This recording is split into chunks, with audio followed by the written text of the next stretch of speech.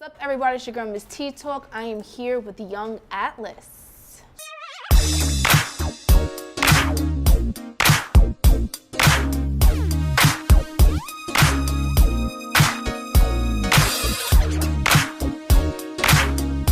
MsTeeTalk, thank you for sitting down with us. First, I wanted to just get right into it. Can you tell us a little bit about your talk show, MsTeeTalk? My talk show is like a lot to talk about, but I started T-Talk, the brand, 6 years ago. I didn't know what I wanted to do in life. I'm like, what should I do? I really love crime. I really wanted to be like a crime expert, solve murders, but I'm like, let's see if I can probably incorporate that with something else. So I noticed that I talk a lot. And in high school, they had like a TV class. I'm like, I want to take it. So my senior year, I took the class. And then I went to Suffolk Community College. I'm like, okay, I want to study radio and television. So entering Suffolk Community College, I started my show then, right on YouTube. I had the iPod, the iPod, the fourth generation.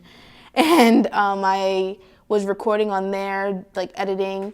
But when I first started, I was recording like current events. So it was like me with a curtain in the background, current events. That's what was like kind of popular on YouTube, and like doing hair tutorials and makeup tutorials. That was popular, but I really wanted to switch and focus on interviews only, because I've always wanted to have my own talk show. And I wanted to be under somebody to do a talk show, like under a big brand, but I'm like, I can start my own talk show called T-Talk. I mean, that was what my YouTube channel is called, MsTeeTalk, but I want to have a show called T-Talk.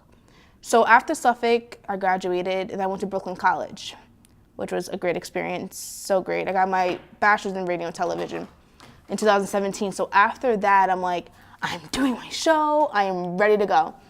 So then I had a bunch of people that I wanted to interview. So I have my own equipment, and I went to people's houses, studios, and did a bunch of interviews with artists, celebrities, even celebrities I actually worked with aside from T-Talk, which was great. But I did a lot of content, a lot of interviews. I don't want people to think it's just hip hop artists. Is everybody, photographers, chefs, you literally name it, models that I have interviewed. And now I'm up to, I think, episode 65. So that's 65 weeks of just T-Talk. So every Tuesday, T-Talk Tuesday, an episode comes out at 12 a.m. And that's the brand that I'm pushing. I'm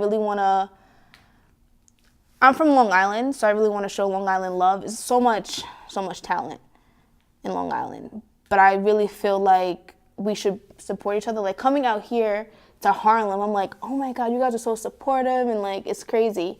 But I definitely wanted to come out, like you said, with the T-Talk brand and really give light to people and their platforms. How do you figure out which is going to be your guest on the show? How does that process work? Well, what I do now, before anybody would just DM me, oh, can I get on your show? Can I get on your show? And now I don't want to just pick anybody to come on T-Talk. I feel like I've set a tone for my brand, and I want people that are passionate about their work. Yes, I want upcoming artists, upcoming people with their business, entrepreneurs, but I want people that are serious about their craft. So they would hit me up. I was like, oh, give me the links to your work, your bio. That's how you can see if somebody's like really, some people like, oh, I don't have anything yet. I just wanted to come on to talk. I don't want to talk. I want to interview you and push your brand, because I love music. I love rap. I love singers, I love all of that, actresses, actors, I love all of that. But I wanted to let people know, like, no, I don't only just do the actors and the singers, and I do everybody. So people are a little confused about that, but I'm like, you can come on my show. So they ask me via DM or via email. I want people to really ask me via email, ttalktv@gmail.com, and they give me their stuff. I look it over, I listen to their music, and everybody's music. I'm like, oh, I like this is popping. I see like they're following their support system, and then I tell them, oh, well, here's a fee. I charge everybody to come on the show because I have a nice studio now. Finally, it took me a long time to figure out a home for T-Talk. So then people come on the show and then they show what they got, and it's such a great conversation, it's such a great experience for everybody. And I'm glad that I'm the platform that a lot of people choose. I really don't have to ask people anymore. I do, but a lot of people are asking me, and I'm like overwhelmed. I'm like, oh my God, really? Like now I have like a list of 25 people. That's a quarter of the year already. Like that 25 weeks I want to come on the show. That's half of the year if you really want to be technical. But it's a lot, but I'm taking on the challenge of doing as much interviews as I can for people. So let's say you got the choice, anyone to slide in that DM and ask for an interview. What would be your dream interview who you can speak to and talk with? I want to speak to Steve Harvey. I love Steve Harvey. Like if you want to talk about like celebrity-wise, I want to interview him. That's the person. He inspired me. I read like all of his books, and his drive and his business of what all these shows he has. I watch all of them. I don't know if you watch Steve Harvey, but he's the man. The Family Feud, Little Big Shots, his own radio talk show. He has a lot going for himself, and I just wanted to, ask him about. I know there's challenges into this, but what keeps you going for so long? I mean, he went from comedy to this to now directing movies. It's so much that, he wants to do. And then, I love Ellen too. Ellen is like, I want to be, I don't want to be Ellen because I'm Tiana, but in that aspect of giving back to people, I would so want to do that for Long Island.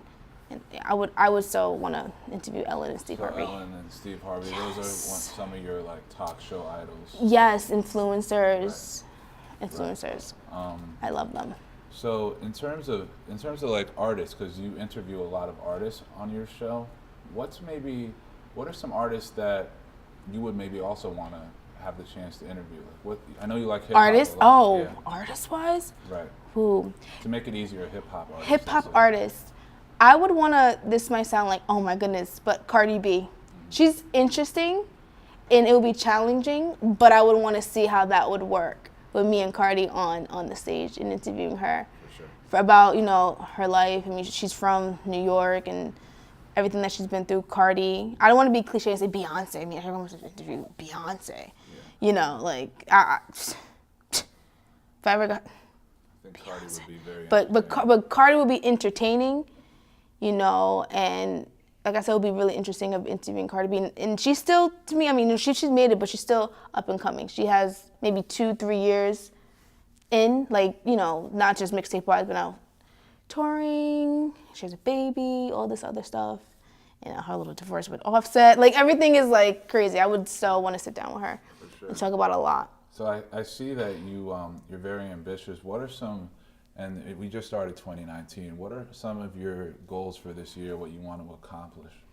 2019 is going to be a huge year for TeeTalk and myself and for the people around me, because I want to push a lot of things. Like now, yes, I'm doing TeeTalk, comes out every week, but now I'm going to start a podcast with my 2 best friends, Kendra and Sasha, called Listen Queens. So that's going to be popping in February. It's called Listening Queens? Listen Queens. Listen Queens. Yes. Excuse me. So can you tell us more about what Listen Queens is going to be about? Yes. Listen Queens, it's a podcast. We want to empower women, of course. I mean, and men can listen too. I think men can get an idea of how women are empowering other women, and I would think that they would definitely want to listen to something like that. We have different topics coming out, which are very important for us 3 to talk about. We all have 3 different stories, 3 different personalities to come into one is going to be great. For instance, we have mental health. We want to talk about sex. We want to talk about a bunch of things. Self-love. Self-love is important. So that's probably going to be one of our first episodes that's coming out in early February that we definitely want to, and this challenges me as well. I mean, I have a talk show. Now I'm going to do a podcast with 2 other women. I want to associate myself with brands in 2019. So I want to do that. I want to focus on even doing red carpet events for the TeeTalk brand. I want to do press events. And I'm going to also be hosting this year a lot. I actually host the earwax session in Amityville, which is great. It gives me a feel of being on stage and talking to people and interacting with the audience and artists as well. So that goes hand in hand. I'm hosting these events. Also, I have a talk show. I can just tell these artists, oh, come to my show if you want to. And that has happened before. I have recruited people from the shows I've hosted to come on my show. I have a fashion show I'm going to host April 6th called Long Island Fashion Exchange. This will probably be like one of my biggest hosting gigs. And I'm a little nervous, but I think I got this. I know I got this. But it's going to be like the first half of the year, I really want to really focus on me and growing. And I want to also take business trips this year. I want to go to different events. I want to meet a lot of people. That's my thing. I want to meet so many people this year. So networking is a major key, obviously, in your business. Yes. So if someone was, let's say, trying to start a talk show or maybe a podcast, something of that nature, and they really wanted to grow like you've been successfully growing yours, what are some tips you would maybe give someone? Well, it's so funny you say that because people actually are now coming to me and asking me for advice. And I'm like, me? You want to ask me for advice? Like, I don't think I'm giving myself enough credit. Like, I've done a lot so far in the last 6 years. But I would always say, keep going. People are scared to put out content because they're thinking about what other people are thinking. And it's like, F that, don't think about that. Think about what you want to do and what kind of content you want to put out. Because what you put out is who you are, and you don't stop. If you want to sit there and make a podcast about elephants, make a podcast about elephants. There's going to be people that's going to listen to that. You never know. And I didn't think like 20 people want to come to my show or people want to come to support me, or even you having me here. I'm like so flattered, like, oh my God, I'm here. But I would say just don't think about what other people are thinking about, and that stops people. I mean, I know also it takes money as well to create content like this and to have a team, but you have to start from somewhere. Right. And be consistent. You know, consistency is key.